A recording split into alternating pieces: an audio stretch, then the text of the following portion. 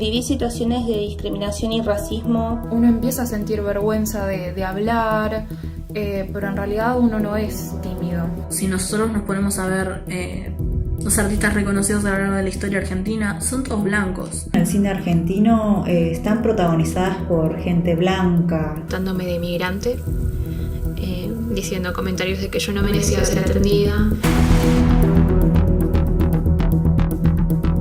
El asesinato de George Floyd fue el detonante para que la sociedad estadounidense diga basta al racismo sistémico del país. Como una especie de reacción en cadena, esto movilizó a gente de todo el mundo en las calles y en las redes sociales. Pero el mirar lo que está sucediendo en el norte del continente también nos hace pensar y replantearnos qué es lo que sucede acá, en nuestro país. Empezar a poner en discusión el racismo, la discriminación y la violencia policial de nuestro país. Porque más allá de que muchos se proclamen en contra de eso a través de las redes sociales, por ejemplo, es algo que sucede, que está y que nos atraviesa como sociedad. Pero para poder empezar a hablar del racismo en Argentina tenemos que viajar un poco para atrás, viajar a través de nuestra historia. Podemos plantear que el origen del racismo estuvo en el descubrimiento de América. ¿Recuerdan ese esquema para conocer el mundo que planteamos, que habíamos visto en el secundario, allá lejos hace tiempo, con lo cual los positivistas conocían el mundo, esto de la separación entre sujeto y objeto? Bueno, ahí el sujeto era el conquistador, el sujeto blanco, masculino, europeo, propietario, y el objeto eran los territorios por conocer y apropiar. Por eso decimos que el origen del racismo está en el descubrimiento de América, pero particularmente en la Argentina, forma parte de las narrativas de la fundación de la nación argentina. Y en la obra de Sarmiento, en el Facundo, se puede rastrear esta operación de construcción de un otro, de este salvaje, de este inculto, de este gaucho ladino, vago, en los términos de los marcos conceptuales de la época, claro. Así podemos trazar un hilo conductor entre el negro, el indio, el analfabeto, el gringo ignorante de antes, y el planero, el negro cabeza, y las que se embarazan por un plan de hoy. Son formas de categorizar y ordenar lo social. Uno podría pensar, bueno, pero las cosas evolucionan, los años pasan y las cosas cambian. Sin embargo, hay algo que nos forma a nosotros como personas que todavía no cambió mucho. Hablo de la educación, esa que recibimos en la escuela primaria, en la secundaria, a través de los libros, los manuales. ¿También tienen una tendencia racista? Tengamos en cuenta que la escuela nace como una forma hegemónica de imponer una cultura dominante, invisibilizando otras culturas y otros sectores que también tenían derecho a la educación, como los pueblos originarios, las personas con discapacidad.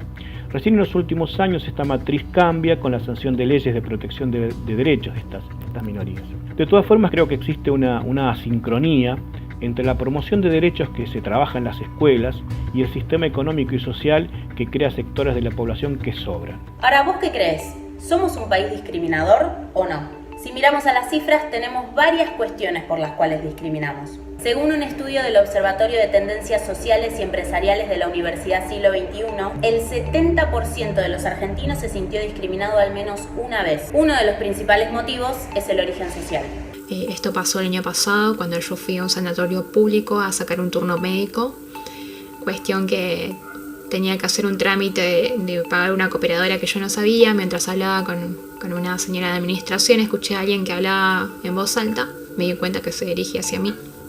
Era una señora que se había escuchado que yo no había pagado, que fue por desconocimiento más que por otra cosa, tratándome de migrante, diciendo comentarios de que yo no merecía ser atendida, comentarios desagradables hacia mi aspecto físico, desde mi supuesta migración. Migrante o no, nadie merece ser tratado así. Miré a mi alrededor y había gente que asentaba con la cabeza dándole la razón, o algunas personas que hacían comentarios igual de desagradables. Y no supe qué hacer y me fui. No saqué el turno médico.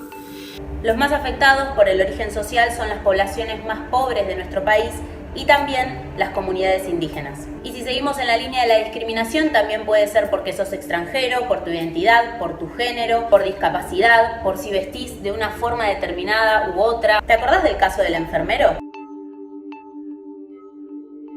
¿O del chico que estaba en la mesa para votar? La discriminación afecta a poblaciones enteras. El impacto en la subjetividad de las personas, en la autopercepción, en la autoestima, que limita gravemente sus posibilidades de desarrollo. Además, posee otra consecuencia definitiva en algunos casos, es que los individuos terminan por creerse lo que se dice de ellos. destruyen en 1000 pedazos su identidad. Mismo, si te pones a pensar, en todo lo que nos entra por los ojos también hay una supremacía blanca. El tema más lo veo en las publicidades y en las artes escénicas, que es, digamos, mi tema. Cuando, por ejemplo, las películas más conocidas, más populares, incluso en el cine argentino, están protagonizadas por gente blanca, ¿no? Tanto mujeres como hombres, y los roles que se les asignan a la gente marrón, con características, con rasgos andinos, quizás con rasgos de pueblos originarios, siempre son roles como de encargado de edificio, verdulero, empleada doméstica. Son todos roles de trabajos que son como el estereotipo del el espacio que la sociedad nos da a nosotros, las personas marrones. Entonces eso es una barrera un poco, porque no te ves representado, porque no tenés referentes, o al menos no son tan conocidos como sí otros artistas, y eso hace que uno no se sienta parte. Si nosotros nos ponemos a ver los artistas reconocidos a lo largo de la historia argentina, son todos blancos. Creo que eso, conjunto al estereotipo de lo indígena como nuestros antepasados, o lo lejano, o alguien que vive en una comunidad lejos de todo, ¿no? O el estereotipo de lo villero y lo conurbano, de que es alguien que no se profesionaliza, de que es alguien que no hace arte, etc. Medio que influye en que vos no te sientas como que perteneces a estos espacios aunque los ocupes. Todo esto no solamente nos lleva a replantearnos a nosotros como ciudadanos, sino también al Estado y, lo más polémico, las fuerzas de seguridad. Si buscamos casos recientes de abusos policiales, nos vamos a encontrar que a los que golpean, maltratan y disparan no son a los blancos. Lo importante acá es que uno tiene que sacarse de la cabeza esa idea de que por el aspecto del otro uno lo puede prejuzgar y andar adivinando qué hace, qué no hace, de dónde viene y qué onda con su vida. Creo que durante mucho tiempo silenciamos y callamos por vergüenza, como si ser marrón, marrona, negro, negra o de otro color estuviera mal. Creo que desde lo individual y colectivo es necesario repensarnos y transformar los modos de vincularnos, los modos de expresarnos, para que así puedan cambiar las cosas. Pero no desde una mirada de inclusión, sino realmente desde el querer transformar los territorios y espacios que ocupamos.